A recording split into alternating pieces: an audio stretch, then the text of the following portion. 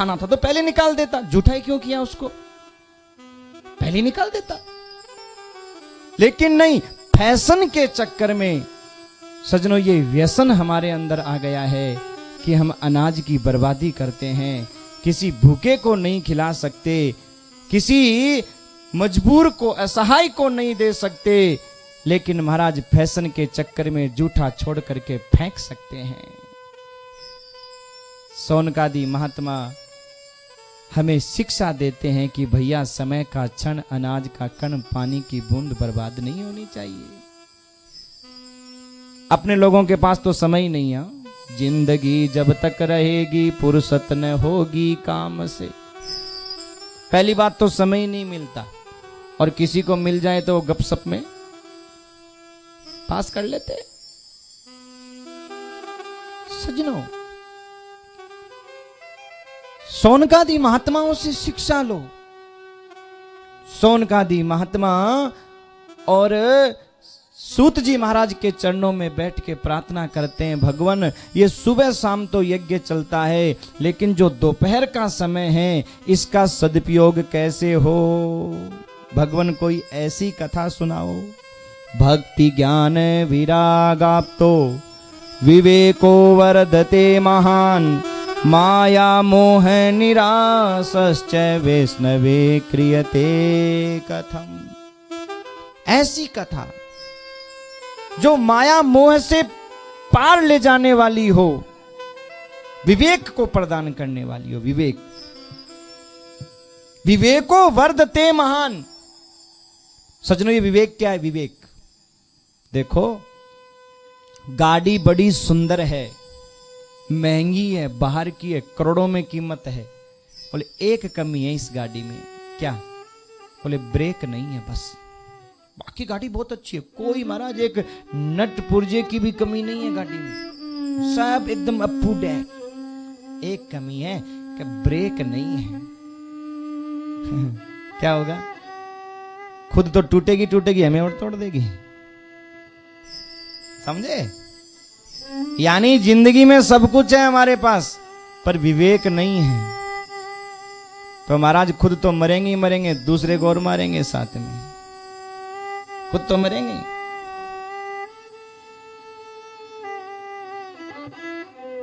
अरे भाई ये कौन सी कंपनी में लगाए ब्रेक, ये तो बता दो, मिलेंगे कहां ये ब्रेक?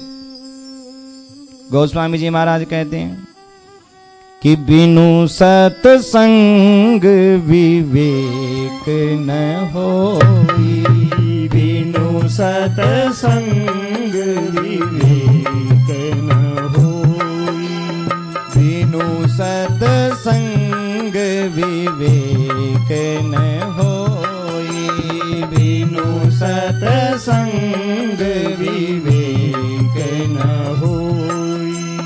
राम कृपा बिनु सुलभ न सोई, राम कृपा बिनु सुलभ न सोई। बिना सत्संग के सजनों विवेक नहीं मिलता, बिनु सत्संग विवेक न होई, और राम कृपा बिनु सुलभ न सोई। और सत्संग बिना राम की कृपा पर नहीं मिलता महाराज। इसलिए कहते हैं सत्संग करना जरूरी है। आज के बच्चे जिनके लिए माँ बाप सोचते हैं कि पढ़ा लिखा करके कुछ बनाएंगे, पापा कहते बेटा नाम करेगा, ले लेना, बदनाम करेगा। विवेक ही नहीं है, ब्रेक ही नहीं है तो महाराज कहां कहीं एक्सीडेंट कर डालेगा। अरे महाराज पढ़ा लिखा है, पढ़ा तो बहुत है, लेकिन अपनी संस्कृति नहीं पढ़ी, अपनी सभ्यता नहीं पढ़ी, अपने सनातन धर्म की संस्कृति को नहीं जाना, शास्त्रों को, पुराणों को, वेदों को नहीं जाना। सब कुछ पढ़ा, सब कुछ किया, गाड़ी बढ़िया है उसके जिंदगी की, पर बस वो विवेक तो नहीं है भाई, ब्रेक तो नहीं है उसके पास। विवेक माने क्या सही है क्या गलत है ये निर्णय करने की उसके पास शक्ति नहीं है। और ये शक्ति केवल सत्संग से आती है महाराज, भगवान की कथा सुनने से आती है। जब ये हम कथा केवल नाचने कूदने के लिए नहीं सुनी जाती है, इस विवेक के लिए सुनी जाती है। सत्संग केवल महाराज भजन गाने के लिए और केवल महाराज टाइम पास करने के लिए नहीं किया जाता है, सत्संग विवेक के लिए किया जाता है, ताकि क्या सही है क्या गलत है इसका हमें पता चले। इसके लिए सत्संग किया जाता है।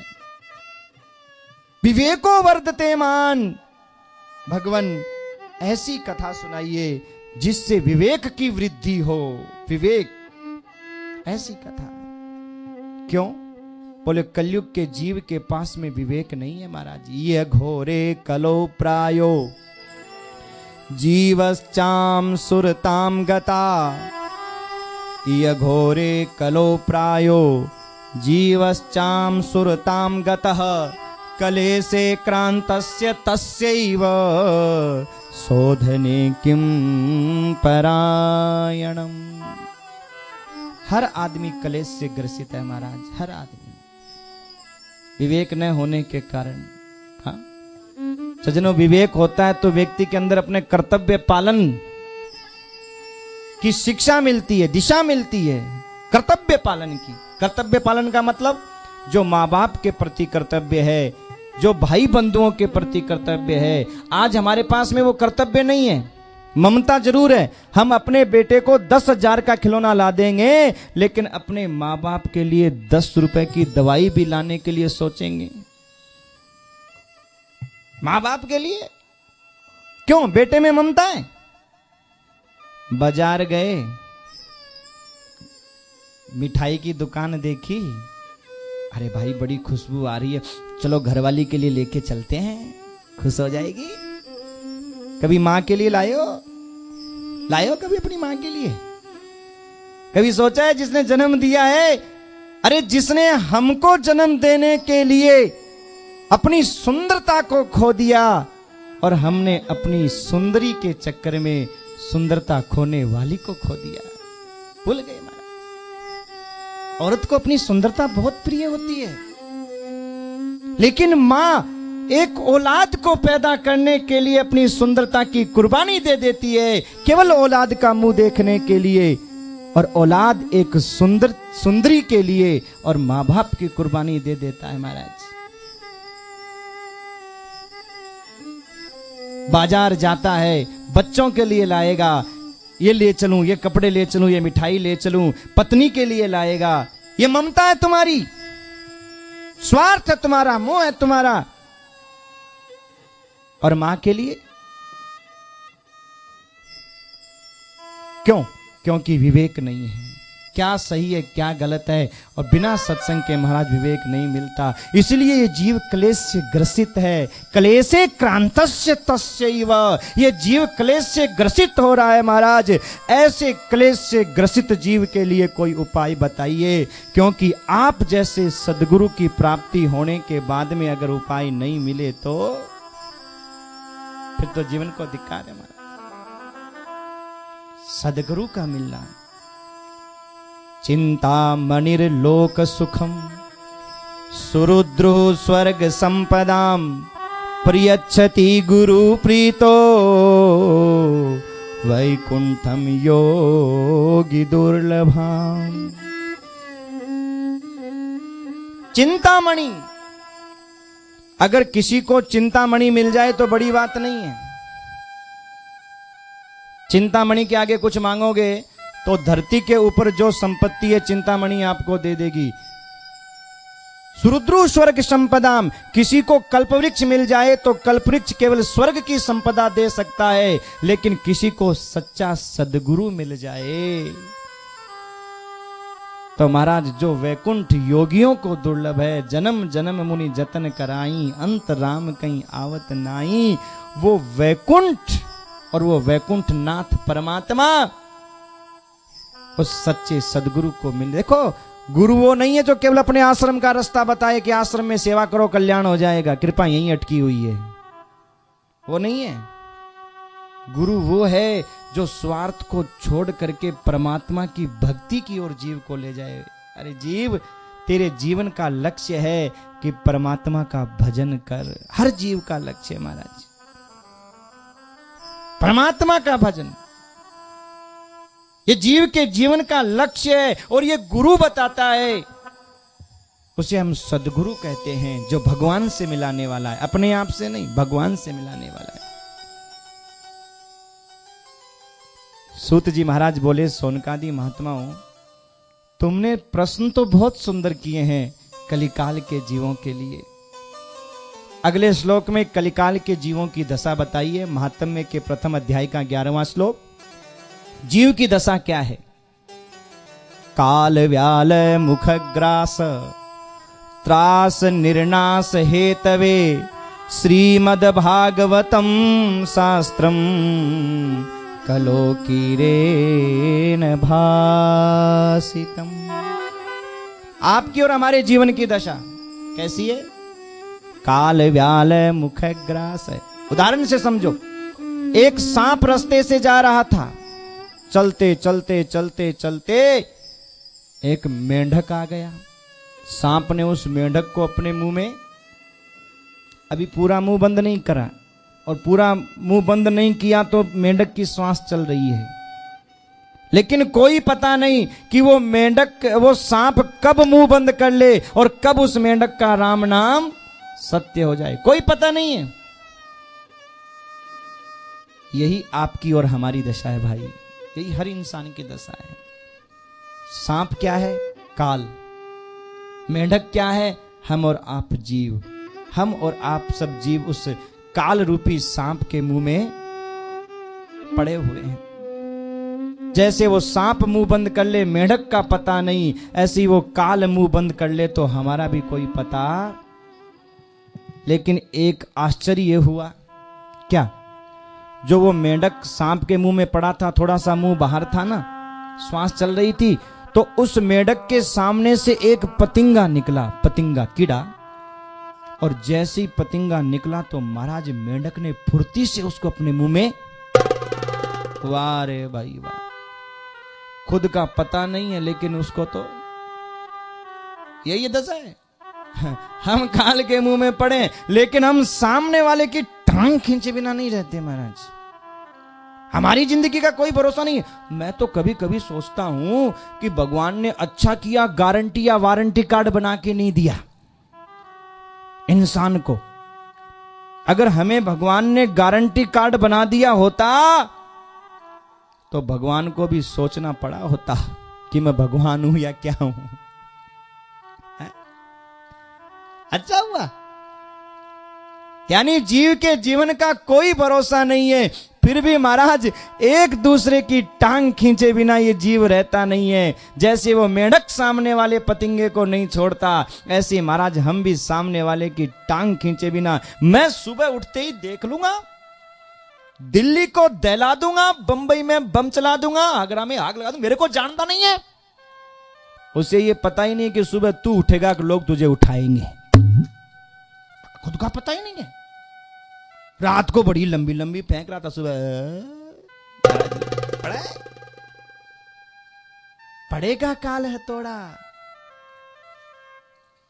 यह श्लोक शिक्षा देता है मेरे भाई, जीव के जीवन की स्थिति ये है, फिर भी हम एक दूसरे की टांग खींचते हैं। ये बहुत बड़ी थोड़ी सी जिंदगी है, प्रेम से जीवो, भाई भाई, अड़ोसी पड़ोसी, बाप बेटा, पति पत्नी, अरे प्रेम से जियो मेरे भाई, मुस्कुराते रहो प्रेम और भाव के साथ में। मुस्कुराते रहोगे तो ये जिंदगी अच्छे से कट जाएगी, और नहीं तो रोते रोते इस जिंदगी को काटना पड़ेगा। और सजनों, इंसान का सबसे बड़ा गुण है मुस्कुराना, सबसे बड़ा। लेकिन नहीं, पहले के लोग तो नेशनल गाली देते थे, आजकल के तो इंटरनेशनल गाली देते हैं। इंटरनेशनल, समझते हो? इंटरनेशनल। पहले जब आदमी दुखी होता था ना, दुखी होता था, कोई सताता था, बेटा बाप कोई भी अड़ोसी पड़ोसी, तो दुखी होकर के बोलता था, देखना तेरे कीड़े पड़ेंगे, सड़के मरेगा, कीड़े पड़ेंगे। और आज का जब दुखी होता तो क्या बोलता है, तेरे एक एक हाथ के प्लास्टिक के पड़ेंगे कीड़े, प्लास्टिक के कीड़े। मैंने एक से पूछा, अरे भाई प्लास्टिक के कीड़े क्यों डाल रहा है? हमारे वृंदावन में एक पोदार जी थे, गुरुजी के आश्रम में रहते थे, बेटों ने घर से निकाल दिया तो वहीं आश्रम में जिंदगी बिताई।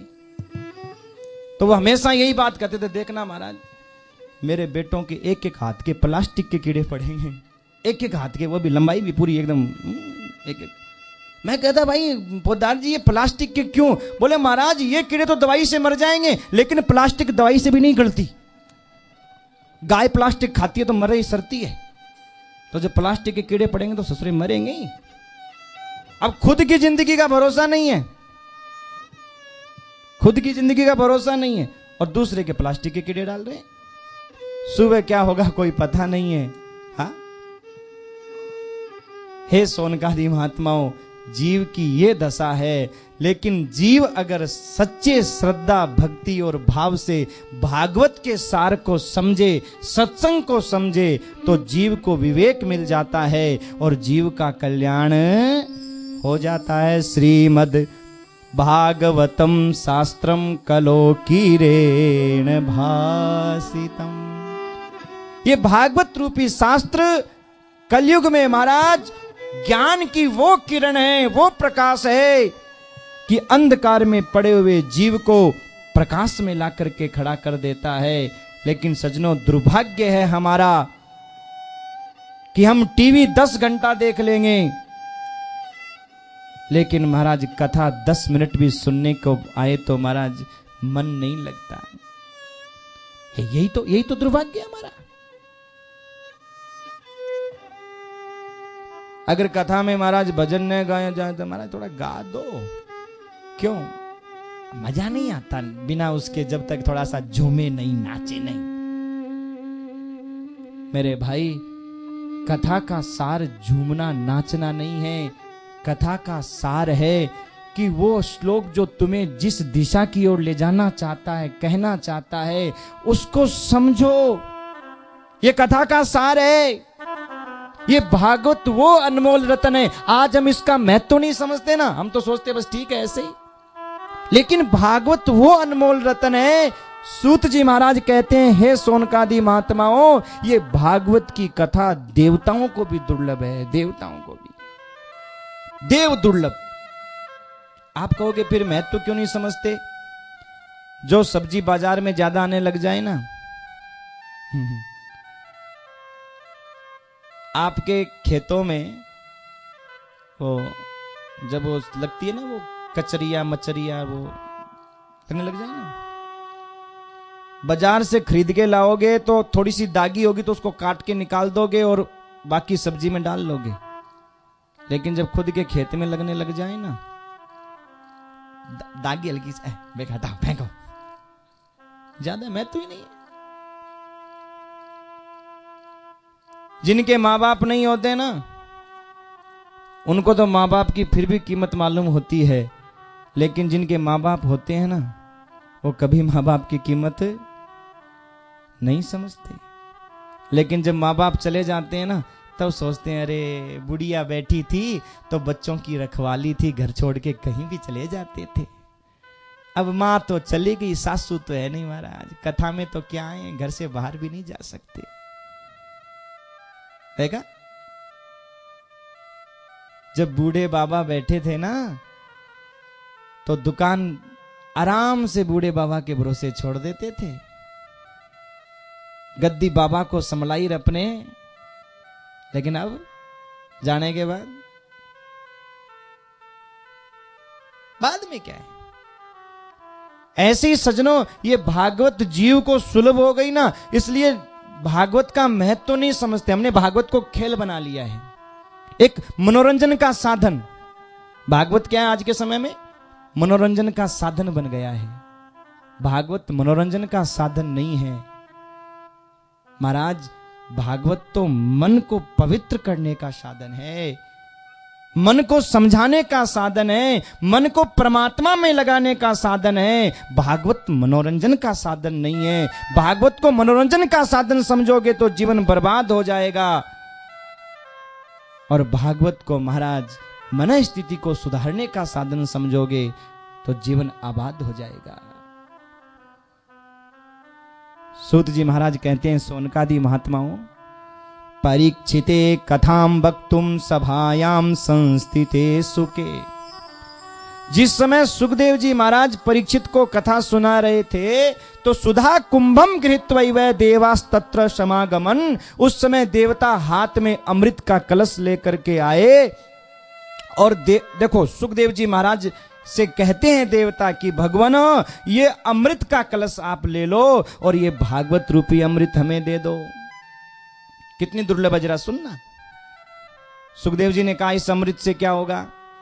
बोले आपके शिष्य को सांप काटेगा। हाँ फिर?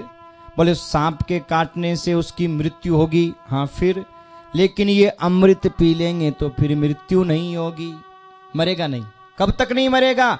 बोले जब तक इसका पुण्य शेष है तब तक नहीं मरेगा। और फिर बोले छीने पुण्य मृत्यु लोके पतंती। स्वर्ग का अमृत इतना ही करता है, बस इतना ही काम है स्वर्ग के अमृत का कि जब तक तुम्हारा पुण्य है तब तक अमर रहोगे और पुण्य छीन हुआ तुरंत पतन। सुखदेव जी महाराज कहने लगे देवताओं तुम्हारा अमृत केवल पुण्य रहने तक अमर करता है, लेकिन भागवत रूपी अमृत तो महाराज जिसके पास पुण्य नहीं है उसको भी अमर, पापी से पापी व्यक्ति का कल्याण करने वाला है। क्या मतलब? अरे बोले क्वे सुधा क्वे कथा लोके क्वे काचे क्वे मणिर्महान ब्रह्म रातो विचार्यैवं तदा देवान जहासः। अरे कहां तुम्हारा ये कांच का टुकड़ा स्वर्ग का अमृत और कहां महाराज मणि ये भागवत रूपी अमृत। देवताओं को फटकार के भगा दिया।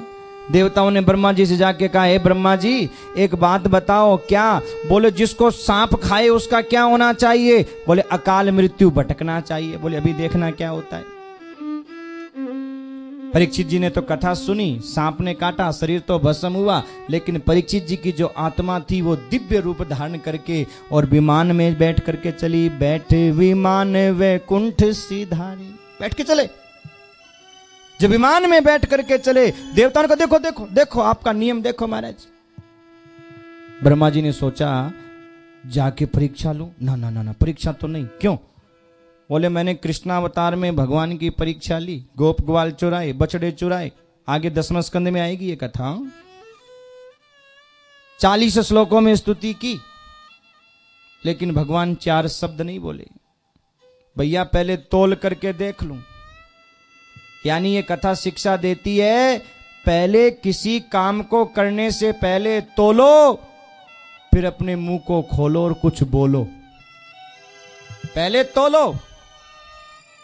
आज हम तोलते नहीं है शब्दों को, ऐसे ही बोल देते हैं पटर पटर पटर।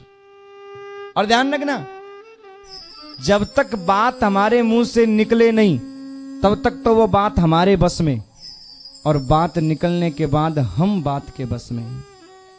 10 आदमी के बीच भी खड़ा होकर आदमी बोलेगा भाई तू उस दिन बोल रहा था ना, क्या हुआ तेरा, क्या बोल रहा था? हमको नीचे गर्दन करनी पड़ेगी। क्यों? हमने तोला नहीं कितना वजन है। हल्की थी बात तोड़ गई। तोलो, फिर मुंह खोलो, फिर कुछ बोलो, फिर कुछ करो। ब्रह्मा जी ने मन में सोचा परीक्षा लेने से पहले मैं जरा तोलूं। सत्य लोके तुलाम बधवा तोलयत साधनान्यज। सत्यलोक में तराजू बांधा और तराजू बांध करके एक पलड़े में श्रीमद् भागवत महापुराण को विराजमान किया और एक पलड़े में जितना भी जप तप पुण्य सब महाराज विराजमान कर दिया। लेकिन लघुन्यन्यानि जातानि, सब लघु सब छोटे हो गए। गौरवेण इदम महत। भागवत जिस पलड़े में विराजमान थी वो पलड़ा धरती से एक तिल भी ऊपर नहीं उठा। ब्रह्मा जी महाराज ने लंबी दंडवत साष्टांग प्रणाम किया और कहा भैया वास्तव में भागवत सुनने वाले के लिए ये सारे कानून नियम, आप कहोगे ऐसे कैसे, धरे कैसे रह गए। देखो, कानून की बात है कि हत्या करने वाले को फांसी हो, ये तो कानून की बात हो गई कि जो हत्या करेगा उसको फांसी होगी। लेकिन राष्ट्रपति चाहे तो उसकी फांसी माफ कर सकता है, ये राष्ट्रपति का स्वतंत्र अधिकार है। तो जब एक साधारण राष्ट्रपति किसी की फांसी को माफ कर सकता है, तो जो दुनिया का, विश्व का जो बाप है, राष्ट्रपति का भी जो बाप है, आहा, वो क्या नहीं कर सकता भाई। हाँ, कानून की बात अलग है, लेकिन भगवान की जब कृपा होती है भाई, तो सारे पाप ताप संताप सब भाग जाते हैं महाराज। हे सौनकादि महात्माओं, लेकिन ये जो भागवत की कथा है, ये महाराज जन्मांतरे भवेत पुण्यम तदा भागवतम लभेत। पैसा होने से कोई नहीं करवा सकता, पैसा तो लोगों के पास बहुत है, पैसा, शक्ति, बल, ताकत, पावर, ये तो लोगों के पास बहुत है, लेकिन पैसा होने से कोई नहीं करवा सकता भाई।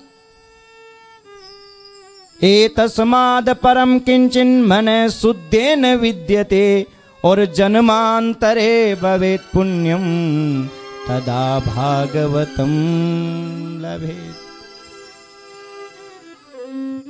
जन्मांतरे, जब जन्म जन्मांतरों का पुण्योदय होता है, भाग्योदय होता है, जन्म जन्मांतरों का।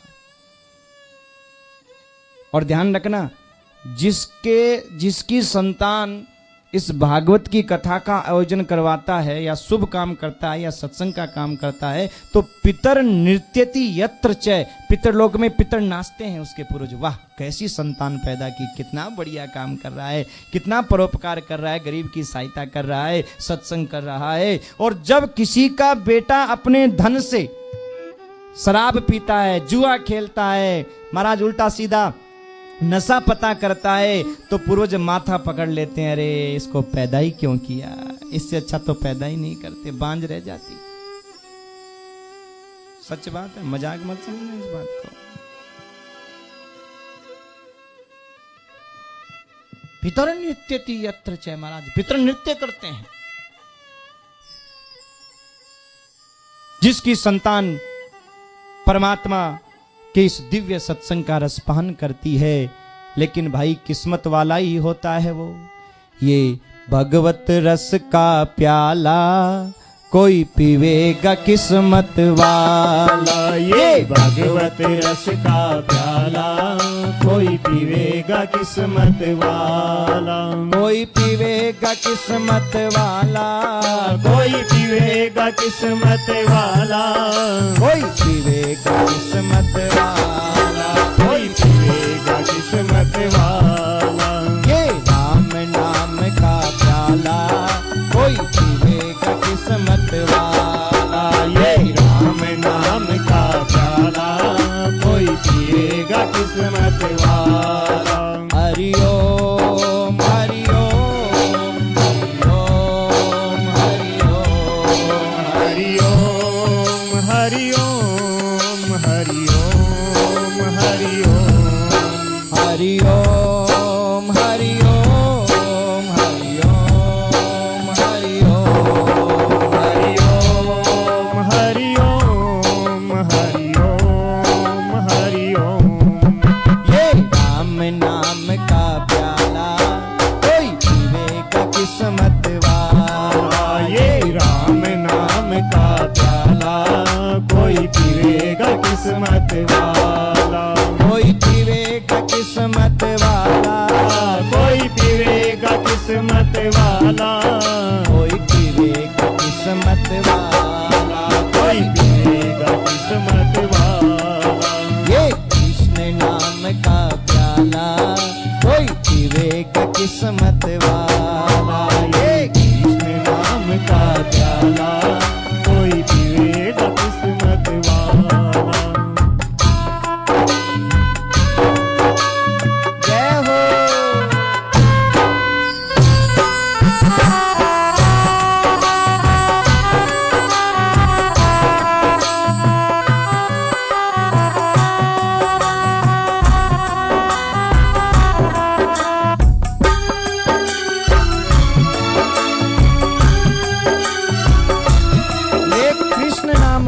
प्याला, ये भगवत रस का प्याला। देखो, भोले बाबा से किसी ने पूछा कि बाबा आपके ऊपर विष का असर क्यों नहीं हुआ? क्योंकि दुनिया में तो जहर ही है महाराज, संसार में तो जहर ही है, दुनिया जहर उगलती है, आपके ऊपर जहर का असर क्यों नहीं हुआ? भोले बाबा ने बहुत सुंदर बात कही। बोले देखो, सामने से आया विष और मैं बोला